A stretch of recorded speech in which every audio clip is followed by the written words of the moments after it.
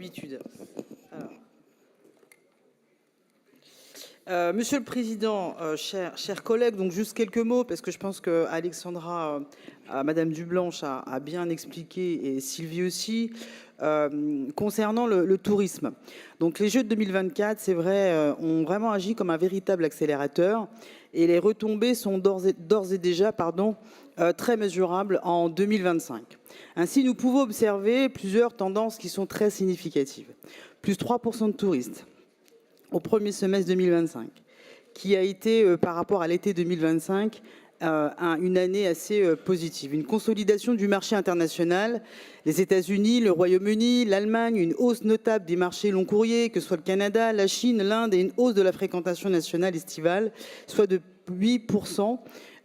Et ce qui équivaut à environ un peu plus de 6 millions de Français par rapport à 2024, et bien sûr une consommation touristique au beau fixe. Après une mobilisation renforcée en amont et pendant les JO, Jeux olympiques paralympiques, la région fait le choix de capitaliser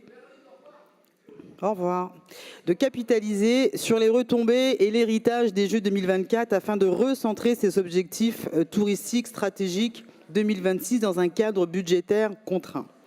Ainsi, le budget tourisme 2026 s'inscrira dans cet effort collectif avec une réduction en AP sur le dispositif de fonds en faveur du tourisme, soit une dotation de 0,900 000 € en 2026, ce qui équivaut à une aide aussi de 3 millions pour le soutien au projet de la SEM Investissement Territoire et sa filiale qui est dédiée au tourisme.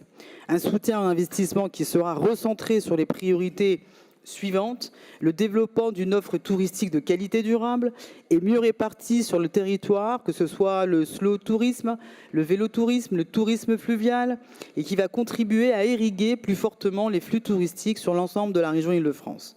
Le développement d'un volet économique et innovation dans le tourisme, une réflexion autour du développement des îles, les îles de loisirs, et il nous faudra à cet effet renforcer la mobilisation de l'ensemble des ressources et politiques de droit commun pouvant contribuer à décliner opérationnellement la stratégie régionale du tourisme en ciblant prioritairement les territoires de grande couronne, les aides économiques, les aides au titre du patrimoine culturel.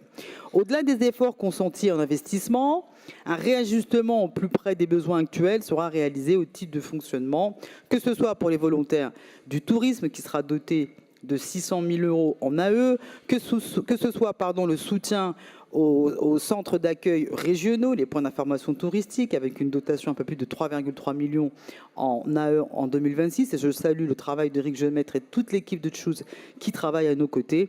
Voilà, cette approche budgétaire 2026, elle vise ainsi à garantir non seulement la pérennité de nos actions, mais également une gestion responsable et durable des ressources publiques. Et nous restons engagés à soutenir le développement du secteur touristique tout en veillant à l'équilibre budgétaire de notre région. Et c'est l'occasion aussi de remercier Monsieur le Président, toutes les équipes tourisme, je n'ai pas les citer, et puis bien évidemment tous les services des finances qui ont contribué à un budget qui, pour ma part, est très à l'équilibre. Merci beaucoup, Monsieur le Président.